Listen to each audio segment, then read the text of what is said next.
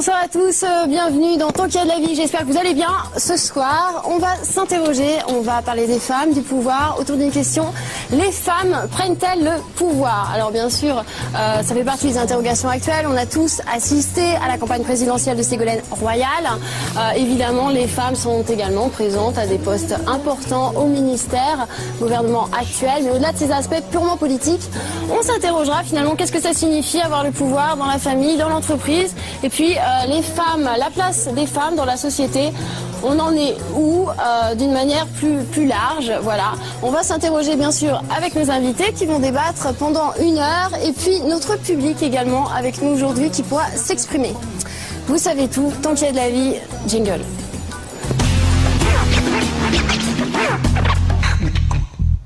Pour participer à ce débat avec nous aujourd'hui, Alain Soral, bonsoir. Bonsoir. Vous êtes auteur, essayiste, connu comme libre penseur. Vous avez publié Vers la féminisation en 99, qui est un livre qui était un petit peu prémonitoire finalement, puisque ce sont des interrogations aussi très actuelles. En réalité, dès les années 30 aux États-Unis, il y a des gens qui ont écrit sur l'idéologie de la nouvelle femme. Donc les penseurs américains subtils avaient compris cette astuce là de valoriser les femmes pour les mettre au travail dès les années 30. Mais c'est vrai qu'en France, j'ai fait un peu scandale à la fin des années 90 quand j'ai osé parler de ça, quoi. Comme quoi on a toujours du retard sur les Américains. On va y revenir en face. Anne Hidalgo, bonsoir. Bonsoir. Alors, première adjointe au maire de Paris, élue socialiste du 15e arrondissement, conseillère régionale d'Île-de-France. Vous êtes très impliquée, vous aussi, dans les questions sociales, féministes. Pareillement, vous nous donnerez votre avis Depuis longtemps. C'est une conscience qui se forge avec sa propre histoire, sûrement, puis avec les rencontres aussi. Merci d'être avec nous. Jean Gabard, bonjour. Bonjour. Bonsoir. Vous êtes professeur d'histoire et géographie.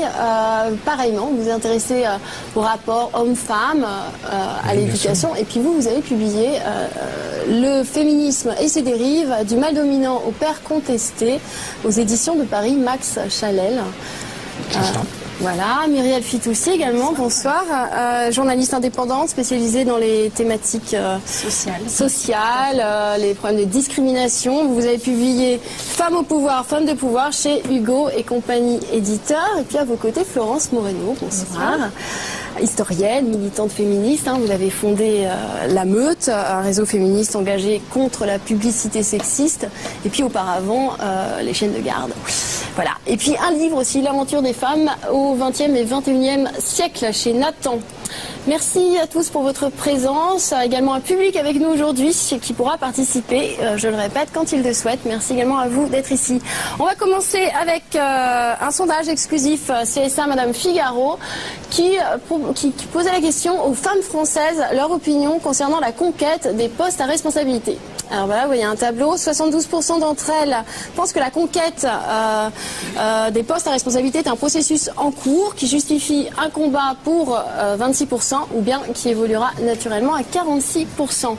Alors déjà, est-ce que on peut en conclure qu'aujourd'hui les femmes n'ont en tout cas pas de complexe à prendre des commandes dans le monde du travail ?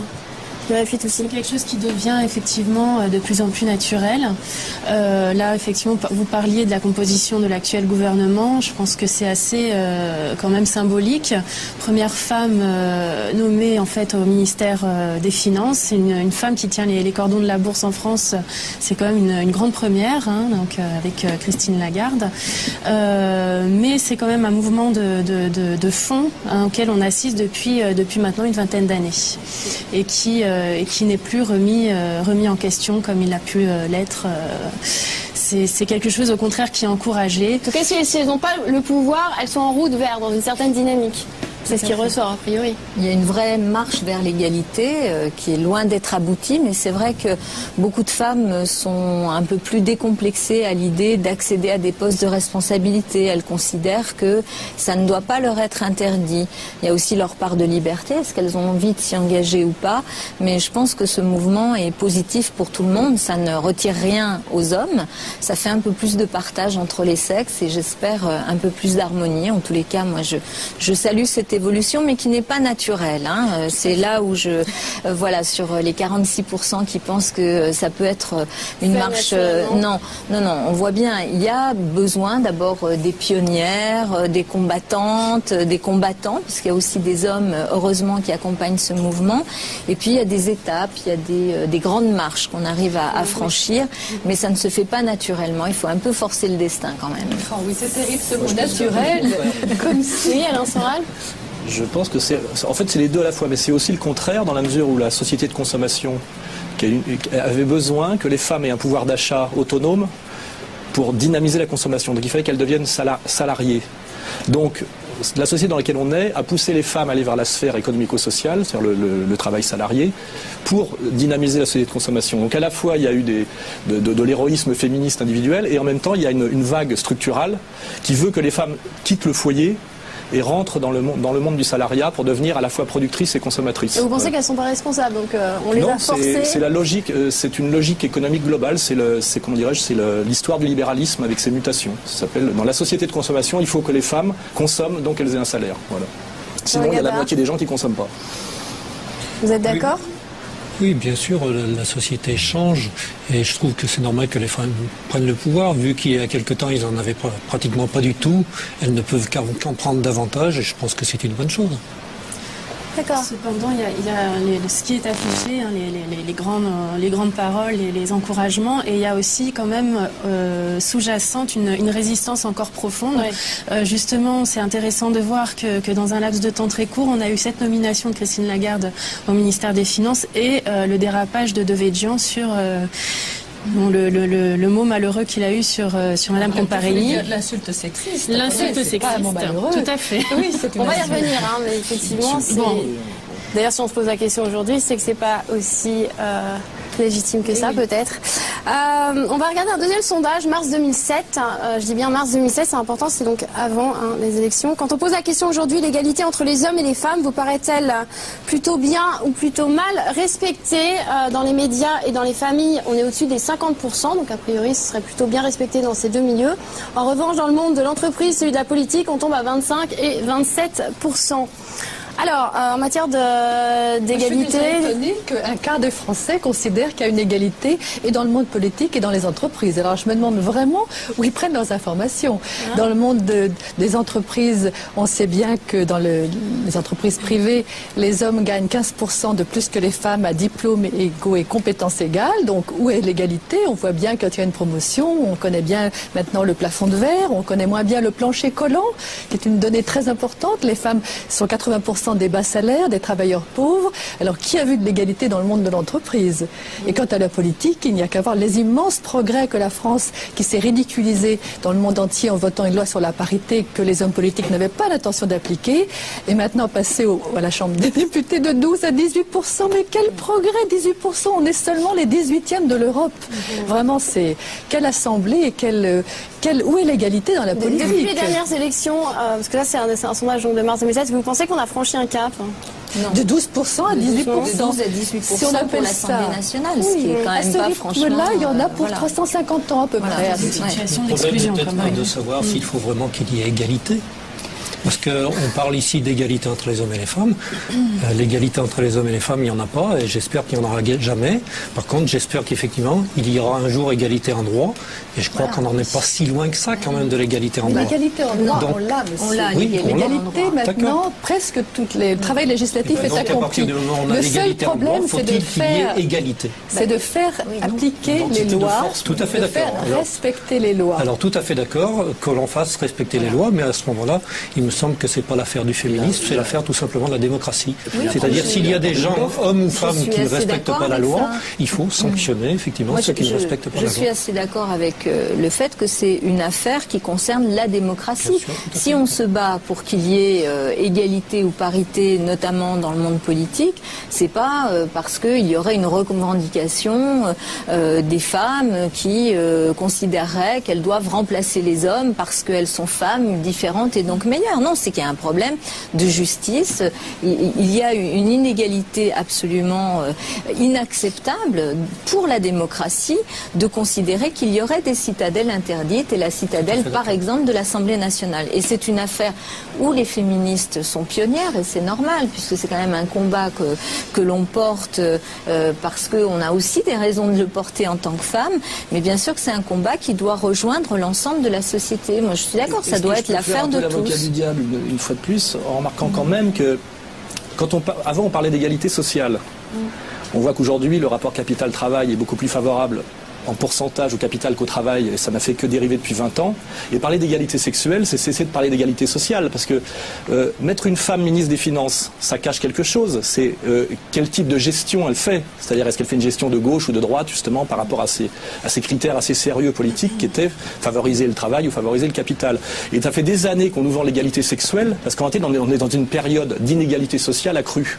Et est-ce que l'égalitarisme sexuel n'est pas le cache pour cacher la profonde inégalité sociale, et plus on renonce au combat de l'égalité sociale, plus on met en avant le problème de l'égalité sexuelle. Or moi, je m'en fous de savoir si une femme est ministre des Finances. Ce que je voudrais savoir, c'est ce qu'elle fait comme boulot, quoi. Parce que qu'est-ce que veut dire la féminisation de la gestion, la féminisation du politique? Et on essaie de nous le faire croire de manière un peu subliminale que plus féminin, ça veut dire plus généreux, même plus à gauche. On voit bien que cette fois-ci, on avait. Non, pas nous. Non, c'est pas nous question de vous faire croire. Au niveau de l'idéologie dominante, la candidate de gauche cette fois-ci était une femme, et en fait, le petit plus de gauche. Elle avait le même projet économique pratiquement, et même le même projet sur le plan sécuritaire. Et le petit plus de gauche de Madame Ségolène Royal, c'était d'être une femme. C'est tout. Et donc c'était plus à gauche puisque féminin. Vous voulez répondre ? Voilà. C'est pas nous qui allons... Inégalité sociale, inégalité sexuelle. Et nous, on n'est pas dans l'idée que les femmes sont meilleures. Certainement pas. Elles ont le droit d'être des mauvaises, d'être des méchantes. Quand on parle d'égalité homme-femme, on parle un peu moins d'égalité sociale. Et qu'il y a une stratégie libérale évidente derrière, quoi. Nous parlons de chiffres. Là, nous sommes par exemple dans... qui n'ont rien à voir avec bien sûr.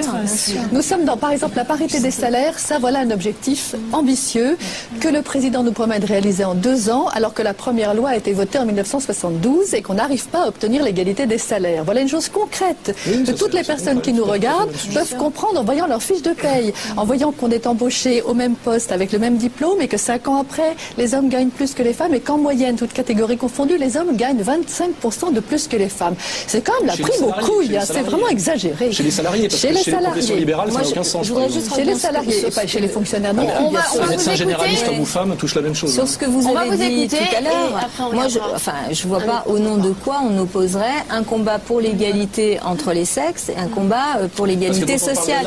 Mais non, pas du tout. Nous, on parle des deux. Et je peux vous dire que même quand les femmes de gauche, notamment, effectivement, sont élues dans les assemblées, notamment dans les assemblées municipales, on a révélé des sujets qui n'étaient pas portés par un certain nombre d'hommes politiques, sociétaux et sociaux. Quand on dit, et qu'on a réussi, par exemple, à faire une véritable politique de lutte contre les violences faites aux femmes dans une ville comme Paris, parce qu'aujourd'hui, dans le conseil municipal de Paris, il y a égalité femmes-hommes. Nous sommes un exécutif paritaire, et le maire de Paris m'a confié la responsabilité d'être sa première adjointe. On a pu rendre visibles des sujets qui permettent justement de traiter une inégalité sociale qui vient compléter et accentuer une inégalité liée au sexe. Donc tout ça ne s'oppose pas. Sous régime socialiste, continue à expulser les classes populaires de Paris inévitablement par la hausse de l'immobilier. C'est un peu facile, oui, sûrement. On voit bien que 30 000 logements sociaux construits à Paris, vous me direz qu'il y en a fait autant. On va aller voir dans la rue, on a interrogé des personnes, on leur a posé la question justement, la femme est-elle l'égale de l'homme? Les réponses.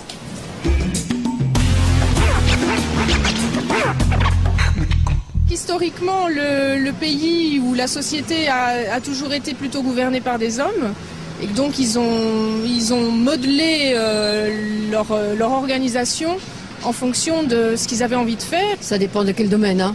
Ça dépend dans quel domaine. J'en parlais l'autre fois avec une collègue à moi, on n'a pas les mêmes salaires. Elles le sont en droit, mais je pense qu'elles ne le sont pas encore forcément dans les faits, compte tenu du fait que la plupart des hommes possèdent encore beaucoup de pouvoir dans la société et qui ne sont pas envie forcément de laisser leur place. Je ne fais pas de différence entre l'homme et la femme. Elles sont plutôt supérieures.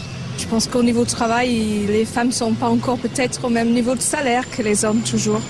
Ah si, absolument. Écoutez, c'est la moindre des choses. Ce qui aurait dû être le cas depuis des millénaires. Les femmes sont les égales des hommes, oui. Voilà, donc des réponses très partagées, avec quand même des différences de salaire à nouveau qui sont évoquées. D'ailleurs, vous le dites bien, hein, Muriel, 21%, je crois. Je voudrais qu'on revienne sur la notion de pouvoir, puisqu'on est là autour d'une question, les femmes prennent-elles le pouvoir? Est-ce que déjà le fait de se poser la question sur les femmes et le pouvoir montre bien qu'on est aussi dans certains préjugés, quoi? C'est pas quelque chose de légitime d'avoir le pouvoir.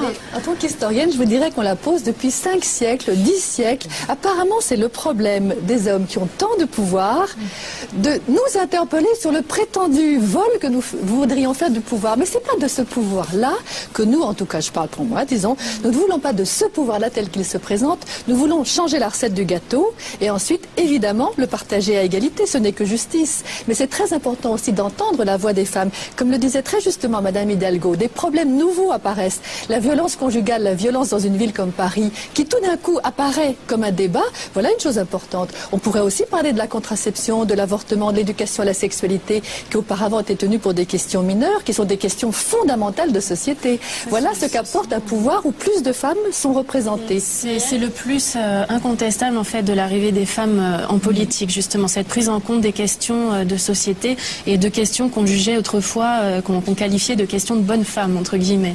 Hein, tout ce qui est lié en fait à la contraception, tout ce qui est lié vraiment...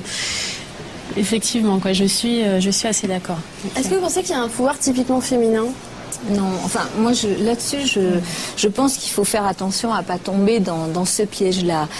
Il y a un combat des femmes pour l'égalité qui est un combat de justice et de démocratie. Les femmes ont forcément une expérience de vie différente de celle des hommes. Quand une femme arrive dans un milieu où elle va devoir exercer un pouvoir, elle sait qu'elle n'est pas regardée comme on regarderait un homme, le gros barbu de 90 kilos, 1m80, et que donc forcément il y a quelque chose qu'elle va devoir prouver, et souvent c'est vrai qu'on est obligé de s'adapter dans les stratégies pour exprimer notre compétence et notre pouvoir. Et c'est par exemple pour ça qu'on dit les femmes vont chercher souvent beaucoup plus l'adhésion, essayer de faire converger vers un projet plutôt que de passer en force. Mais ça n'a rien à voir avec notre patrimoine génétique. C'est simplement... Non, ça a à voir... Et on a toujours remarqué que le pouvoir féminin était plutôt un pouvoir indirect, on va dire, souvent d'utiliser l'homme dans un rapport triangulaire, parce que n'ayant pas la force physique directe, elle ne peut pas triompher dans un rapport frontal. Donc elle a développé dans l'histoire plus de psychologie et ce qu'on appelle une plus grande capacité, je dirais, d'intrigue et de pouvoir triangulaire. Donc on veut dire de ce point de vue-là que les femmes sont peut-être même plus douées que les hommes pour la politique. D'ailleurs, il y a toujours eu des grandes femmes politiques dans l'histoire, déjà chez les pharaons, Catherine de Russie, donc il y a toujours eu des femmes de pouvoir en réalité, hein. C'est ça qui est assez ambigu. Et le problème, c'est qu'est-ce qu'on entend par pouvoir? C'est-à-dire que, bizarrement, à la veille de la Révolution française, le pouvoir est très féminisé et très féminin, et la Révolution française, qui est une vraie reprise en main du politique comme volonté de changement radical, est une période très masculine et très anti-féminine. Et donc tous ces sujets-là sont très ambigus et très réversible. Parce que on peut imaginer que quelque part, quand le pouvoir est de moins en moins dans la politique, et que la politique devient un métier d'animateur, ça se féminise. Mais en réalité, il y a une théorie qui dit que tout secteur qui se féminise est un secteur en déclin. Voilà. Oui, enfin, tout ça me paraît bien définitif, bourré de certitude. Moi, de mon point de vue, très modestement, de l'expérience de quelqu'un qui, avant de faire de la politique, a fait autre chose, mais qui s'intéresse à la politique et qui a pu voir les femmes, comment elles émergeaient, comment elles arrivaient à résister dans cet univers-là qui ne leur était pas ouvert, hein, où tout était fait pour qu'elles soient effectivement les assistantes, les faire valoir, et pas du tout les femmes qui décident, qui prennent en main les dossiers. Bon, dans cet univers-là, je crois qu'effectivement, les femmes arrivent avec des compétences différentes parce qu'elles ont une expérience de vie et un rapport au pouvoir qui les oblige à être différentes. Ensuite, moi, je ne considère pas que les femmes sont meilleures que les hommes. Hein, je vois des hommes qui sont... On a voulu faire, par exemple, de la question de la proximité une valeur féminine. Non, moi, je connais des hommes politiques qui sont réellement dans un rapport d'empathie, de proximité avec la population population plus que certaines femmes. Ce sont les valeurs féminines maintenant qui dominent. Mais je ne sais pas ce que c'est les valeurs féminines et les valeurs masculines. Regardez les valeurs qui sont maintenant en place. Ce sont les valeurs qui sont totalement opposées à celles de la société patriarcale d'avant.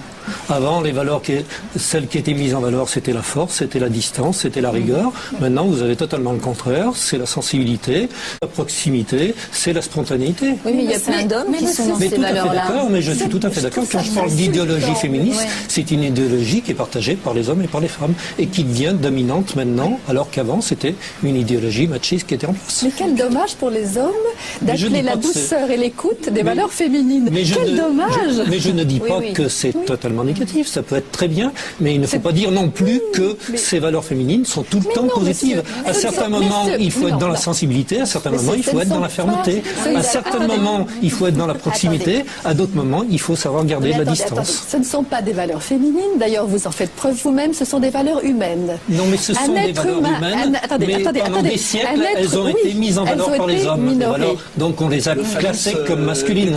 Et maintenant, toutes les valeurs qui sont mises en avant maintenant, ce sont les valeurs opposées aux valeurs dites masculines. C'est de la métaphysique de séparer le corps de la pensée. Attendez, ça fera un être complet. À condition qu'il y ait les deux, tout à fait d'accord. Si dans la même personne qui se trouve être femme ou homme, à la fois on valorise la fermeté, l'expression juste, et à la fois la douceur et l'écoute. Voilà un être humain complet. Tout à fait d'accord, mais vous remarquerez que ne serait-ce que dans la campagne électorale, ce qui est privilégié, c'est la proximité, c'est l'amour. Les candidats nous disent qu'ils nous aiment. Est-ce qu'on demande à un candidat de nous aimer? On lui demande de gouverner, on lui demande pas de nous aimer. On lui demande pas d'être proche de nous, on lui demande au contraire de savoir prendre de la distance pour pouvoir prendre les bonnes mesures. Pour parler politique, Alain Soral et Muriel, pour parler politique, plus on féminise la politique, plus on voit qu'on privilégie le sociétal sur le social, c'est-à-dire la proximité, par exemple notamment la violence faite sur les femmes, qui est une question sociétale, qui souvent peut être liée à des inégalités sociales accrues, au chômage, à un certain désespoir social. On peut le traiter de manière un peu économique et sérieuse, ou de le traiter de façon un peu intime. Et souvent la façon de le traiter de manière féminine, c'est ne pas remonter aux causes, parce que là ça engage politiquement de façon beaucoup plus sérieuse. Et c'est ça moi qui m'inquiète.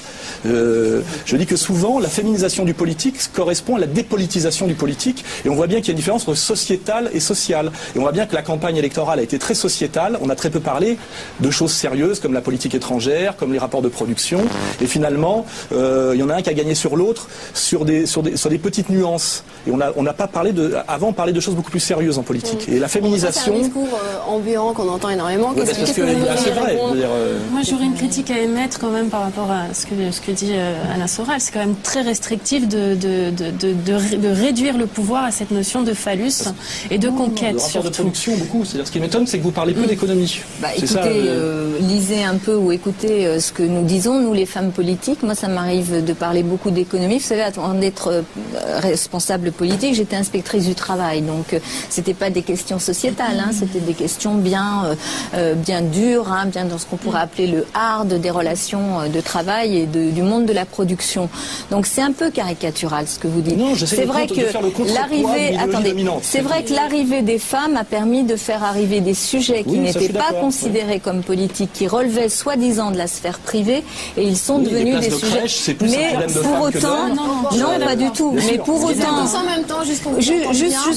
je termine là-dessus. Mais ces questions sont des questions qui ne sont pas sociétales. La question des places en crèche n'est pas qu'une question des femmes. C'est la question de comment on aide les femmes et les hommes à travailler tout en pouvant avoir des enfants, et comment on organise un service public. Tout ça est très économique, tout ça est très social, et c'est aussi très sociétal. Mais peut-être il y a une façon de faire qui est différente, c'est-à-dire que les femmes exerceraient leur pouvoir. On l'a vu, par exemple, vous le dites à un moment donné dans une interview, je crois que c'est de Agnès Touraine, qui dit que c'est la mort du pouvoir de droit divin des autorités du chef devant lequel tout le monde devait se taire.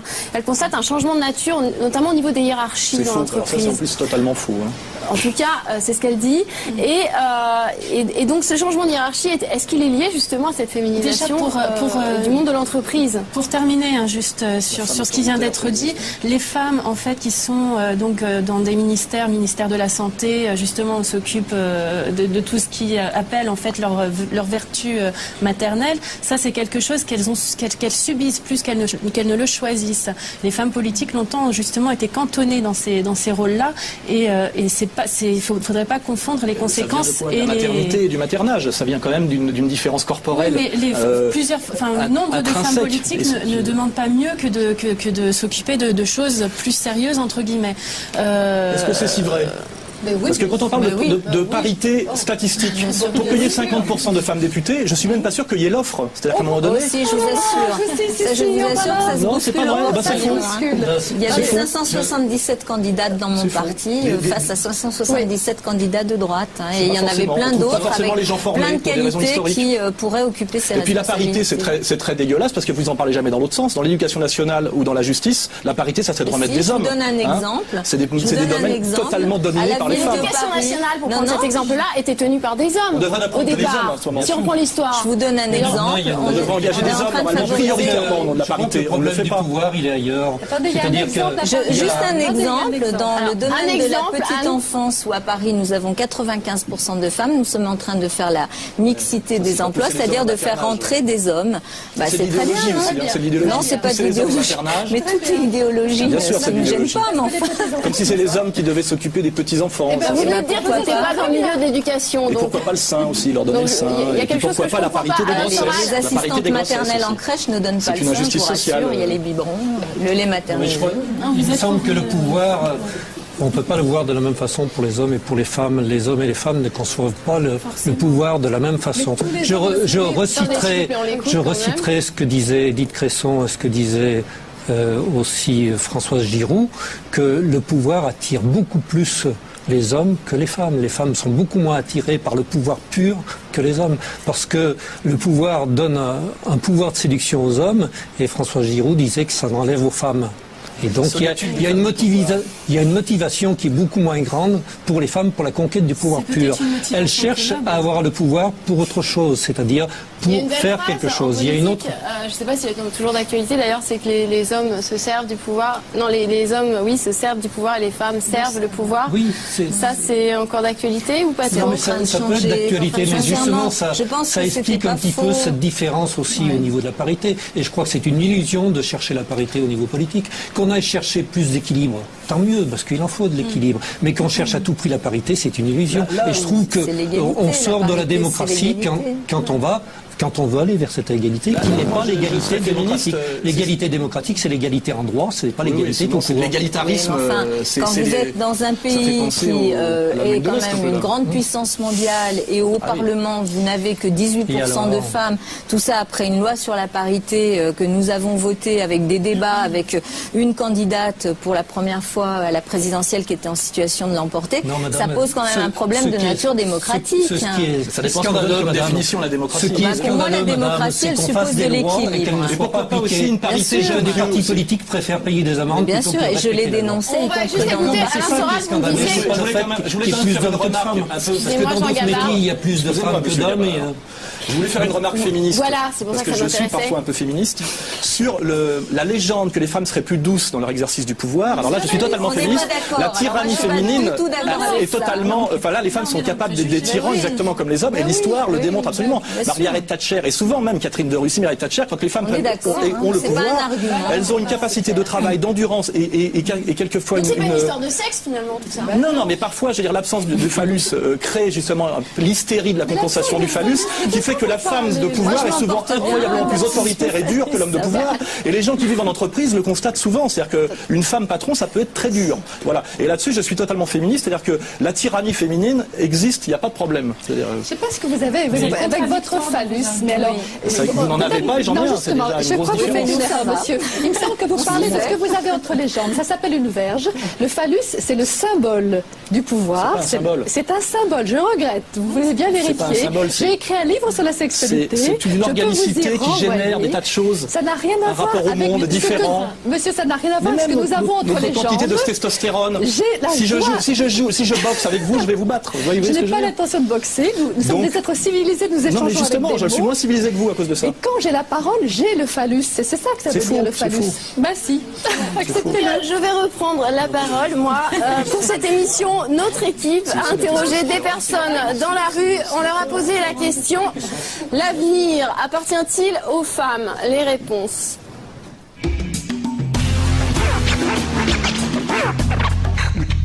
Est-ce que l'avenir appartient aux femmes?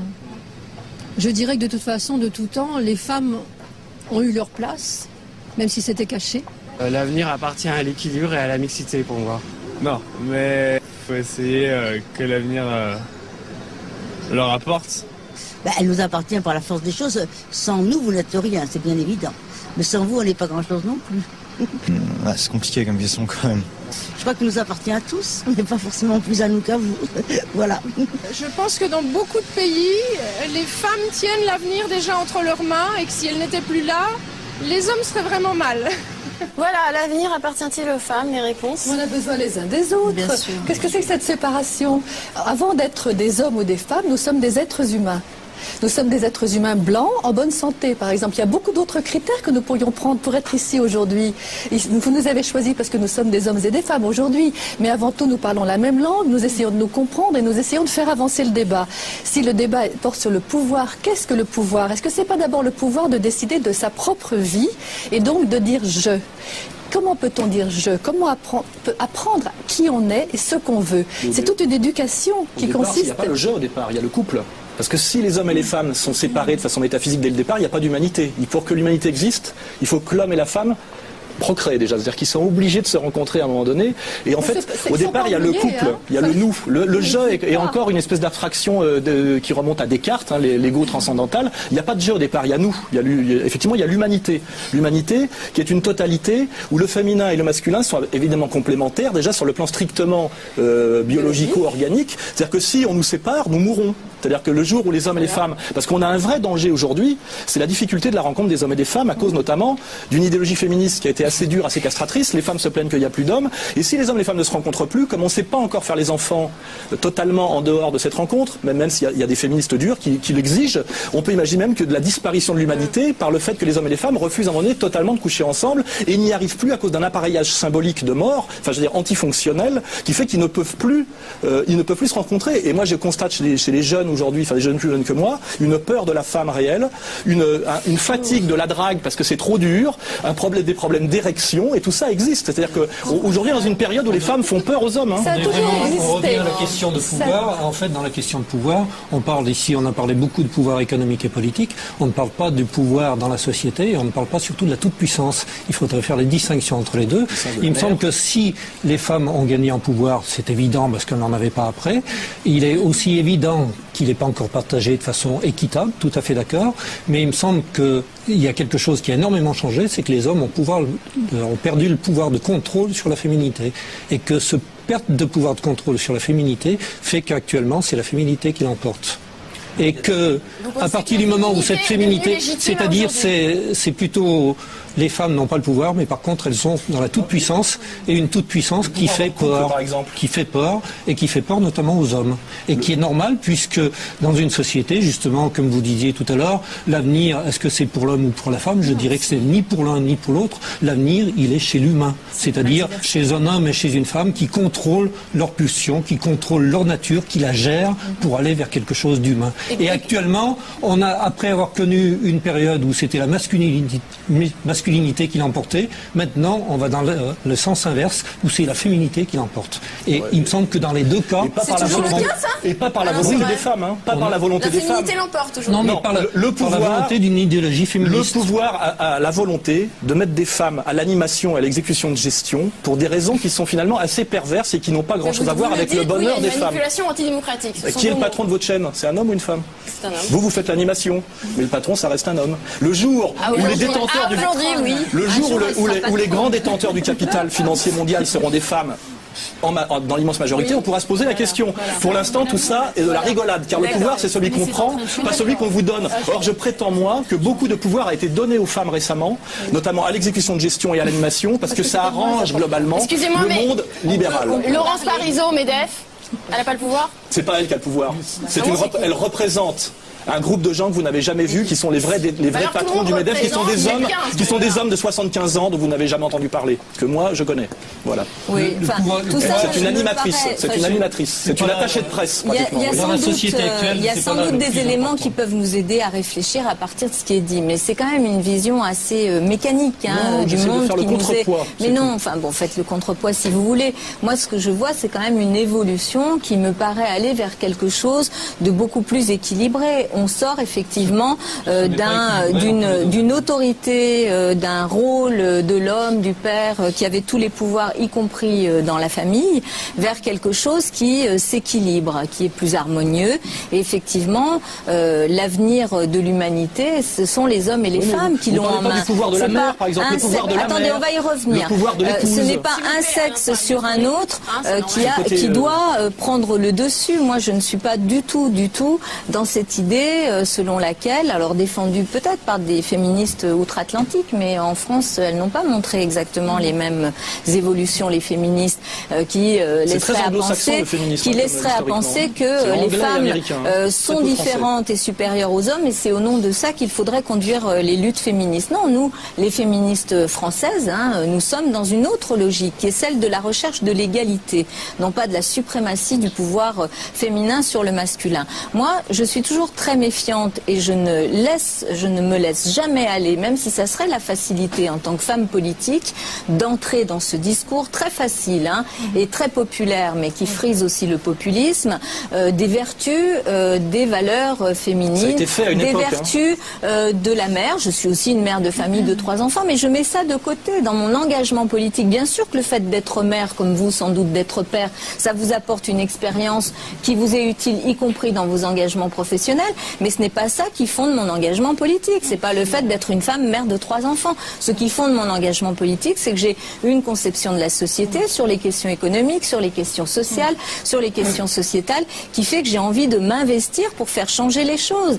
Et c'est vrai que il faut se méfier. Les femmes ont à faire attention de ne pas rentrer dans ce discours très facile et alors médiatiquement qui plaît, parce qu'alors là on peut faire absolument toutes les émissions qu'on veut en venant de dire oui maintenant c'est les femmes, etc. Non, moi ça je m'en fiche. Ce qui m'intéresse, c'est l'égalité entre les femmes et les hommes. Oui. Est-ce qu'on peut remarquer cette égalité entre les hommes et les femmes n'existe pas, c'est-à-dire que notamment dans la famille, elle n'existe pas. Dans la famille, c'est de plus en plus la maman qui domine. Ce sont les mamans qui s'occupent des enfants.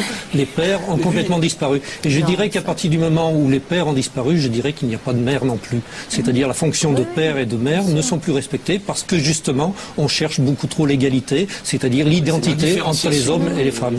Et à partir de ce moment-là, il n'y a plus d'éducation dans la famille, et je dirais même d'ailleurs à l'école, c'est-à-dire parce que justement on va aller vers une égalité qui est totalement utopique. Parce qu'on confond égalité de droit et égalité de droit. Là c'est une question de pouvoir qui est beaucoup plus importante. Pendant un petit bout de temps, je voudrais qu'on regarde un sujet avec des images de femmes au pouvoir ces dernières années, et c'est la voix de Jean-Christophe Bacri. De Michelle Bachelet, élue en 2006 à la présidence du Chili, en passant par Angela Merkel, désignée première chancelière en Allemagne, les femmes ont fait un grand pas dans l'accession au pouvoir ces dernières années. Mais sommes-nous prêts à l'accepter en France? Si Ségolène Royal a échoué au 2e tour des présidentielles, c'est tout de même la première fois qu'une femme atteint un tel statut politique dans notre pays. Il faut avoir le courage de regarder un certain nombre de problèmes, même si ça bouscule les formules traditionnelles. Effectivement, les femmes sont de plus en plus présentes dans le gouvernement, affectées à des postes importants et paraissent plus influentes. Une chose est sûre, si les Margaret Thatcher et autres Simone Veil ont montré la voie, les femmes d'aujourd'hui en politique ne veulent souffrir d'aucune distinction. Je ne suis pas une faible victime, je ne suis pas une faible femme, je suis, comme disent les Antillais, une femme debout. Voilà donc un panoramique de cette montée en puissance de certaines femmes au pouvoir. Est-ce qu'on peut dire pour autant que l'heure des femmes a sonné aux 4 coins du monde ? Oui. Est-ce qu'on peut dire ça? On constate globalement dans le monde qu'il y a de plus en plus de femmes qui accèdent à des postes importants. On peut dater la première femme qui a été élue au suffrage universel, c'est en Islande en 1980, Vigdis Finnbogadóttir. En 1980, c'est pas très loin. Il y avait eu avant Golda Meir, présidente du Conseil israélien en 69. Mais vous voyez, c'est rien. Et en Inde, et au Pakistan. Oui, c'était des filles de leur père. Ces pays fondamentalistes musulmans. Attendez, ces personnes-là, c'était c'était traditionnellement dans l'histoire des veuves, des filles, des orphelines qui héritaient. Les femmes élues, les femmes sortant de rien, ça fait 30 ans, 40 ans. Mais qu'est-ce que c'est à l'échelon de l'humanité? Des femmes qui arrivent de manière démocratique au pouvoir. Moi, je voudrais aussi parler du pouvoir à l'intérieur, parce qu'on parle de ce pouvoir de la politique, des choses qui brillent. On n'a pas encore dit qu'à l'intérieur des foyers, tout le travail qui est à faire est assuré à 80% par les femmes. Les tâches ménagères, les soins aux enfants et aux personnes dépendantes. Qui s'occupe des vieux parents? Qui s'occupe des enfants malades? Qui s'occupe des tâches humbles? Il faut parler de nettoyer les toilettes, il faut parler de faire le linge. Qui s'occupe de ça? Aujourd'hui, quand même, les femmes sont de plus en plus à vouloir partager les tâches ménagères. On dit que les femmes voudraient partager. Les hommes en font une minute de plus par an. À ce train-là, on en a pour 3000 ans. Moi, je n'ai pas la patience d'attendre. Je trouve que cette parité domestique... Oui, il y a beaucoup, chez beaucoup de femmes du pouvoir, c'est pas elles qui font le ménage, c'est leurs femmes de ménage. Je parle de nous, monsieur. Je parle de nous ici, qui partageons le travail de manière inégale. Moi, je fais le ménage moi-même quand je vis seul à Paris dans mon petit 35 mètres carrés. Je fais le ménage moi-même parce que j'ai pas les moyens de payer quelqu'un pour le faire. Je lave par terre aussi moi-même. Donc il y a des femmes qui font jamais le ménage parce que c'est des femmes de la bourgeoisie, et puis des hommes qui font leur ménage parce que c'est des hommes pauvres du prolétariat. Toujours le problème de motivation. Donc il y a les classes sociales aussi. Ils n'ont pas les mêmes motivations. Alors ils sont pas motivés, mais personne n'a envie de nettoyer par terre. Je suis d'accord avec vous là-dessus. Personne n'a envie de nettoyer les chiottes. Mais aujourd'hui, dans les entreprises, qui nettoient les chiottes?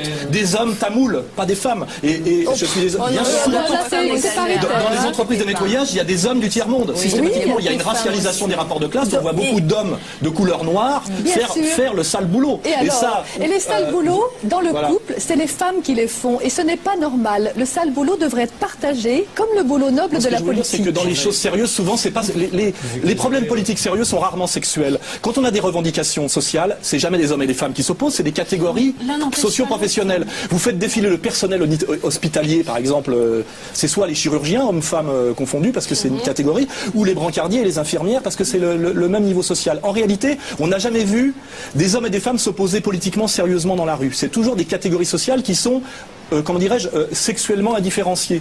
Et moi, je crois que dans le sérieux politique, souvent, même beaucoup plus même si les choses se croisent, aides-soignantes, infirmières, les brancardiers. Écoutez, si vous prenez justement la question des sexes se croise avec la question bien sûr. sociale. Mais aujourd'hui, le sexe cache la question sociale. L'essentiel des pauvres, ce sont des femmes. Ceux qui sont le plus en précarité, ce sont des femmes. Les plus bas salaires, ce sont les femmes. Ce sont à 90% des hommes. Non, il y a de plus en plus de femmes parmi les miséreux dans la rue, ce sont des hommes. Vous dites des choses qui sont des vérités révélées. Je ne sais pas d'où elles sortent. Ce que je voudrais vous dire simplement, c'est qu'il y a un croisement des inégalités de sexe et des inégalités sociales. On sait très bien que c'est beaucoup plus difficile pour une femme d'être effectivement dans la vie professionnelle que pour un homme à niveau égal. Ça dépend de son origine sociale, madame. Ça dépend de son origine sociale. Si elle est dans la bonne bourgeoisie. On l'écoute et vous le fait d'être une femme est un élément souvent aggravateur d'inégalité. Voilà. Et si vous prenez toutes les statistiques de classe, de catégories sociales, vous verrez que au bas de toutes les échelles, de toutes les catégories, ce sont les femmes qu'on retrouve. Voilà. Donc il y a bien un combat qui se croise. Le combat féministe est un combat qui n'est pas uniquement des femmes pour accéder au pouvoir, mais qui est aussi un combat des femmes qui veulent accéder au pouvoir pour faire plus d'égalité et faire évoluer la situation des autres femmes et par définition celle des hommes. Parce que toutes les conquêtes des femmes ont des évolutions positives pour les hommes. La première vague des femmes qui ont accédé au pouvoir politique, c'était pratiquement tout le temps, et c'était caché, des femmes et des filles de dirigeants politiques. Alors, je crois qu'on a une question dans le public. Première question. Oui, bonjour. Oui, je voudrais avoir l'explication pourquoi il y a plus d'hommes SDF. Et aussi, j'ai toujours, parce qu'on parle l'égalité, tout ça, j'ai remarqué que tous les éboueurs sont des hommes. Bien sûr. Oui. Donc, moi, j'aimerais bien avoir l'explication aussi. Je vais vous dire pourquoi, madame, déjà, parce que je me suis intéressé au sujet.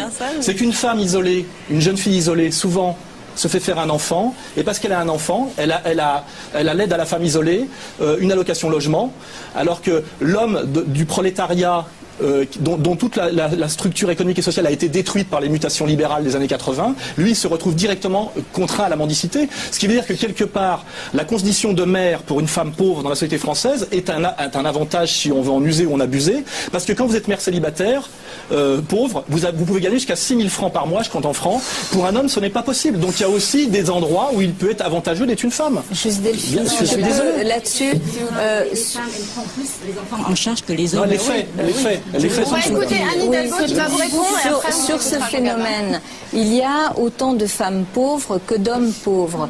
La rue est un espace très dangereux, ce qui fait qu'effectivement les femmes, avant d'aller dans la rue, se retrouver dans la rue, vont essayer plein d'autres solutions, y compris d'accepter de façon résignée une violence qui peut exister au foyer, chez elles ou au domicile de leur famille et de leurs parents. Donc il y a un processus où les femmes retardent leur arrivée dans ce monde de la rue qui est un monde très dangereux. Mais aujourd'hui, il y a autant de femmes qui sont en situation de précarité et concernées par l'hébergement d'urgence. Pas du tout, mais je dis donc que les femmes ont parfois des avantages, notamment l'aide aux mères isolées. L'homme ne peut pas en bénéficier parce qu'il ne fait pas d'enfants. Ce qui veut dire qu'il y a beaucoup de filles, je vous garantis, dans le sous-prolétariat français, parce que c'est des sujets qui m'intéressent, sur lesquels j'ai beaucoup travaillé, qui ont comme seule solution de vie de se faire un enfant. Ce sont des mères célibataires qui ne vivent que grâce à leur enfant. Et ça, ça tend à se répandre à cause de la misère.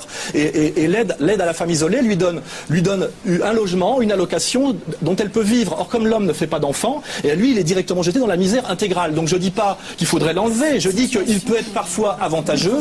Et si on remonte en haut du showbiz, on voit très bien qu'une femme qui fait un enfant avec un homme, dans le monde du showbiz américain d'Hollywood, elle touche une pension en tant que mère très vite, alors que dans l'autre sens, ça n'existe pas. Donc il y a aussi certains avantages à être femme et mère. Et ce que je n'aime pas, c'est qu'à un moment donné, on ne voit que les désavantages d'être une femme. Et j'admets tout à fait que les hommes ont le pouvoir politique, vous empêchent relativement d'y accéder, ou vous envoient sur des voies de garage, etc. Ça, j'admets tout à fait. Mais il ne faut pas cacher tous les avantages qu'il y a une femme, la séduction, le fait d'être jolie, parce que si vous étiez moins jolie, vous ne seriez pas animatrice. Et aujourd'hui, les animatrices sont des jolies filles. Je veux dire, un gros garçon intelligent n'a aucune chance d'avoir votre place demain. Et ça, je suis là pour faire remarquer ce qu'on ne dit pas. Ça n'empêche rien. Je dis, moi, je suis là pour essayer de rééquilibrer un peu le débat.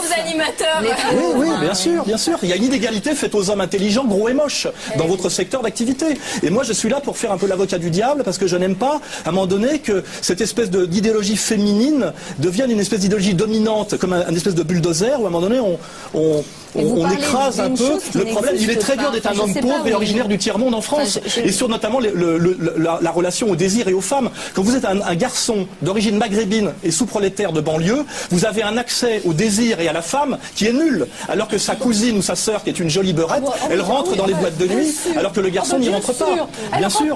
Tout ça existe. Bien sûr que oui, madame. Excusez-moi, je connais ce sujet. Il me semble que cette notion de pouvoir, on est en train de discuter. Ce débat-là est assez caractéristique des débats en France, c'est-à-dire on a d'un côté donc une personne qui rentre dans l'art, on dirait, et qui rajoute un petit peu trop, qui est même à un certain moment est même un peu insultant par les femmes. Et d'un autre côté, j'ai horreur des hommes qui défendent les femmes. Elles n'ont pas besoin de vous pour se défendre. Et d'un autre côté, il y a des féministes qui, parce qu'elles se sentent attaquées, restent sur des positions, des fois se retranchent sur des positions, et que chaque fois, il me semble que la réflexion n'y est pas. C'est-à-dire que d'un côté comme de l'autre, on n'essaye pas de réfléchir sur le véritable problème des choses. C'est ce que vous proposez dans votre livre, une nouvelle réflexion, une façon adulte de faire les choses. Je dirais que d'un côté, on a des gens qui proposent de revenir avant ce qui était l'enfance, et d'un autre côté, des féministes, je dirais une idéologie féministe partagée par des hommes et des femmes, qui voudraient rester dans la crise d'adolescence dans laquelle on est maintenant, c'est-à-dire le rejet total de la société patriarcale, mais faire exactement l'inverse. Il me semble qu'il faudrait arriver un petit peu à réfléchir et, par exemple, du côté des féministes, accepter certaines critiques. Moi, parce que j'ai écrit ce livre ici, Le féminisme et ses dérives, j'ai des féministes qui ne sont pas allés plus loin que le titre. Et parce que je parlais de dérives dans le féminisme, on m'a traité de macho et de réactionnaire. C'est pas normal. Non, ce que je veux dire, c'est que je propose qu'on réfléchisse, au déséquilibre qui existe maintenant dans la famille au niveau de l'éducation. On a de plus en plus d'enfants qui sont hors la loi parce que justement il y a un grand déséquilibre dans la famille, parce qu'il n'y a plus de pères qui sont là. Et parce qu'on a voulu aller à l'égalité, et l'égalité notamment des fonctions entre père et mère. Et égalité des fonctions entre père et mère, ça veut dire qu'il n'y a plus de père ni de mère. Juste sur ce point qui est très important, moi je ne crois pas pas que... il faut vraiment réfléchir, bien sûr, à la place du père, de la mère. Je ne suis pas du tout dans le discours du pouvoir absolu de la mère. Oui, mais... moi, j'ai besoin de partager, entre guillemets, cette fonction-là pour que mes enfants soient équilibrés. Et j'ai la chance d'avoir un père pour Vous défendez une mes égalité enfants. homme-femme qui repose soi-disant sur une construction sociale, alors que vous niez très souvent la différence des sexes. Vous êtes en train comment dire, d'essayer d'avoir une définition de ce que nous défendons qui n'est absolument pas ce que nous défendons. Ce n'est pas ce que nous défendons. Je constate que parmi certaines féministes, il y a... Mais attendez, il y a plusieurs écoles féministes, il y a plusieurs rapports au féminisme. Moi, je défends l'égalité dans tous les domaines, y compris dans celui de la famille. Et je m'élève toujours contre les femmes qui veulent utiliser leur pouvoir de mère pour éjecter l'homme de la sphère qu'elles ont avec leurs enfants. Je trouve que ce n'est pas acceptable non plus. Je sais qu'il y a dans un certain nombre de stratégies féminines cette envie de propulser l'homme à l'extérieur.